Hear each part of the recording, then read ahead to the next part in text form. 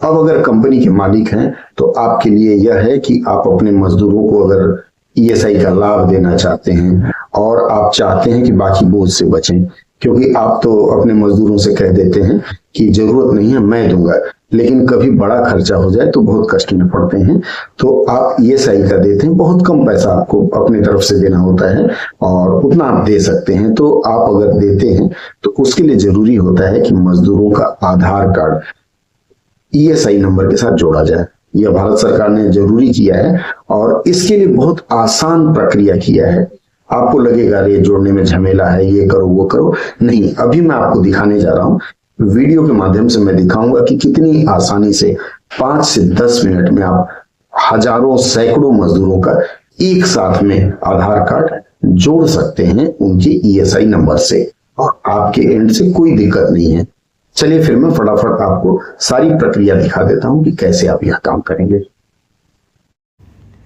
देखिए, इसके लिए आपको करना क्या है, आधार सीडिंग जब भी करना चाहते हैं तो आप सबसे पहले ईएसआईसी की वेबसाइट खोलेंगे www.esic.gov.in। अब देखिए, हमने यह esic.gov.in वेबसाइट खोला। ये ईएसआईसी की वेबसाइट है। इसमें आप ये नीचे की तरफ जाते हैं और यहाँ देखिए एम्प्लॉयर लॉगिन है, यहाँ आप क्लिक करेंगे तो ये कहेगा आपको दूसरी वेबसाइट पर ले जा रहे हैं, ओके कर दीजिए।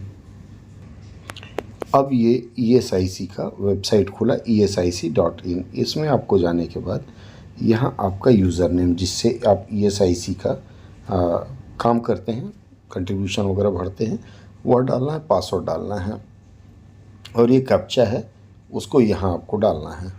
ये डालने के बाद आपको इसमें लॉगिन कर जाना। ये देखिए लॉगिन का जगह दिया है। यहाँ लॉगिन करने के बाद आपको आगे इस तरह का विवरण आता है जिसमें आपकी यहाँ तमाम चीज़ें रहती है, जैसे एम्प्लॉयर डिटेल, सब यूनिट रहता है, यूज़र मैनुअल रहता है। तो इसी तरह से यहाँ देखिए बीच वाले हिस्से में, ये जो बीच वाले हिस्से में एम्प्लॉय इंश्योर्ड पर्सन, इसमें जाके यहाँ आप क्लिक करेंगे बल्क आधार सीडिंग। जब आप बल्क आधार सीडिंग में क्लिक करेंगे एक ऐसा पेज आएगा। इस पेज में यहाँ आपका जैसे लॉगिन किए हैं तो वो ये आपका एम्प्लॉयर कोड, जो भी आपका कोड है वह रहेगा। इसमें देखिए यहाँ दो चीज़ है, अपलोड एक्सेल फाइल, इसको नहीं खोलना है। ये डाउनलोड एक्सेल फाइल, यहाँ आपको क्लिक करना है। यहाँ क्लिक करने के बाद एक एक्सेल फाइल डाउनलोड होगा। देखिए जो डाउनलोड होता है वह इस तरह से एक्सेल में आ जाता है। ये देखिए बल्क आधार एक्सेल इस तरह का लिखा होगा। इसको आप अपने कंप्यूटर में, डेस्कटॉप लैपटॉप में सेव कर लीजिए। सेव करने के बाद देखिए अब ये खुलना शुरू होगा। अब जब ये खुलने लगता है तो आपका कुछ इस तरह से खुलेगा, मतलब उसमें पूरे फॉर्मेट में आएगा, जिसमें सबसे पहला यहाँ देखिए आईपी नंबर लिखा है, उसके बाद नाम लिखा है, जेंडर मतलब पुरुष है या महिला, रिलेशनशिप अगर डिपेंडेंट है तो डिपेंडेंट, और मेंबर आईडी। मेंबर आईडी में क्या होता है, 1 2 3 कुछ इस तरह से रहता है। यहाँ देखिए आपको आधार नंबर लिखा हुआ है, उसका आधार नंबर लिखना है और मोबाइल नंबर लिखना है। आधार नंबर जो आप लिख रहे होंगे तो देखिए इन्वर्टेड कॉमा, यहाँ एक कॉमा जैसा दिया हुआ है, तो इन्वर्टेड कॉमा में उसको लिखना है। अब मान लीजिए एक परिवार के 4 लोग हैं, जैसे ये है कुछ नाम एक उदाहरण के लिए दिया हुआ है, तो इस तरह का नाम है और वो डिपेंडेंट मदर है। तो एक परिवार के 4 लोग हैं, 6 लोग हैं, तो ये पूरी लिस्ट है। आपको जितने लोगों का नाम भरना है आप इसमें नाम भरने के बाद, और नाम भरने के बाद फिर आप इस तरह से उसको सेव कर लेते हैं। देखिए आधार नंबर डाल दिया। अब यहाँ एक चीज़ आता है, आधार नंबर के साथ आपको मोबाइल नंबर डालना है। मोबाइल नंबर में क्या होता है, कई बार लोग अपना आधार नंबर जिस मोबाइल से जोड़े होते हैं वह मोबाइल उनके पास नहीं रहता है, तो आप कोई भी मोबाइल नंबर यहाँ डाल दीजिए जिस मोबाइल नंबर में एसएमएस आए और एसएमएस पढ़ करके जिसका कर रहे हैं वह व्यक्ति यस नो क्लिक कर पाए। तो आपने यहाँ मोबाइल नंबर डाल दिया। आधार नंबर और मोबाइल नंबर डालने के बाद फिर आप उसको सेव कर देते हैं। देखिए यहाँ एक्सेल वर्कबुक नाम से सेव करते थे। बल्क आधार एक्सेल डाउनलोड किया था, फिर उसको एक्सेल वर्कबुक एक्सटेंशन से .xls आता है, उससे आप सेव कर देते हैं। अब सेव करने के बाद फिर आप जाएंगे अगले स्टेप में आएंगे तो देखिए यहाँ फिर हमने बताया था कि एक जगह से डाउनलोड करना था। अब यहाँ देखिए बल्क अपलोड आपने उसके एक्सेल सीट में बना दिया।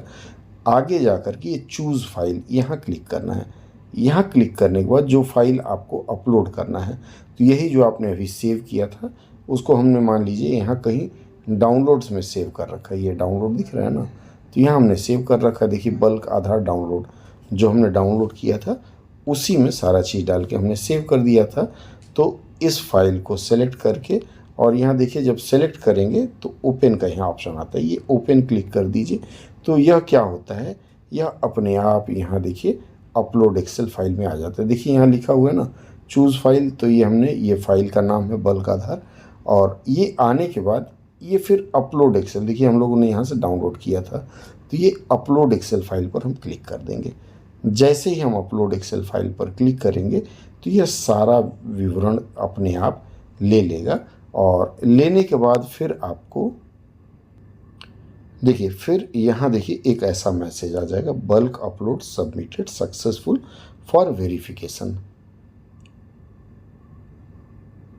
अब ये वेरिफिकेशन के लिए आ गया। यहाँ आपको ये ओके क्लिक कर देना। ओके क्लिक करने के बाद फिर आप इसमें से बाहर निकल जाते हैं। बाहर निकलने के बाद अब देखिए जब अपलोड कर देते हैं उसके 24 घंटे के बाद यहाँ देखिए आपने यहाँ अपलोड किया था, तो अब अपलोड में कुछ नहीं आ रहा है, डाउनलोड में कुछ नहीं आ रहा है। अब आपका यहाँ देखिए एक्शन लिखा हुआ है, इस तरह का आएगा। एक्शन में क्या है, click here to view status for further action. जितना आपने अपलोड किया है वह एक्सेप्ट हुआ है कि नहीं हुआ है, यहाँ आप क्लिक करेंगे तो वह पता चल जाएगा। अब देखिए पता चलने का मतलब हमने ये 4 नाम डाला था। ये जो भी नाम है उसका आईपी नंबर है, मेल फीमेल डाला था, dependent mother self dependent mother ये डाला था, ये मोबाइल नंबर उनका हो गया। अब इसमें से होगा क्या, जो मैसेज जाता है आपके आईपी के पास तो उसमें कहता है कि क्या आप आधार सीडिंग करना चाहते हैं, तो यस करेगा तो सीडेड का मैसेज आएगा, ये सीडेड वाला। अगर वो नो कर देगा तो फिर ये ऑप्टेड आउट का मैसेज आ जाएगा। और किसी कारणवश मान लीजिए आपने आधार नंबर गलत डाल दिया है, एक आधा अंक कम ज़्यादा डाल दिया है, तो इनवैलिड मोबाइल और आधार नंबर आ जाएगा।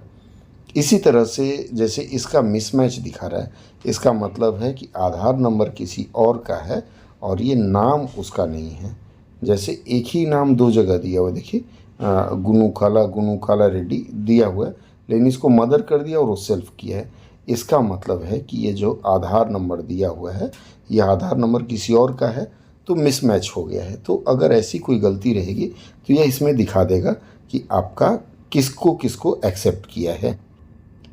अब जिसका एक्सेप्ट नहीं हुआ है, जैसे ऑप्टेड आउट या मिसमैच इनवैलिड, तो आपको करना क्या है, फिर से शुरू से वही प्रोसीजर करना है।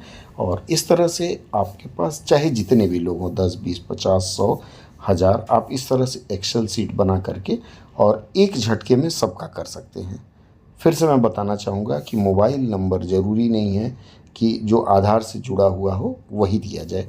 उस समय जो भी मोबाइल उपलब्ध है आपके मज़दूर के पास, आपके कर्मचारी या आईपी के पास, आप वह मोबाइल नंबर डाल दीजिए और उसी से वह एक्सेप्ट कर लेगा। एस नो इस तरह का मैसेज आता है और आधार सीडिंग हो जाती है। बहुत आसान प्रक्रिया है।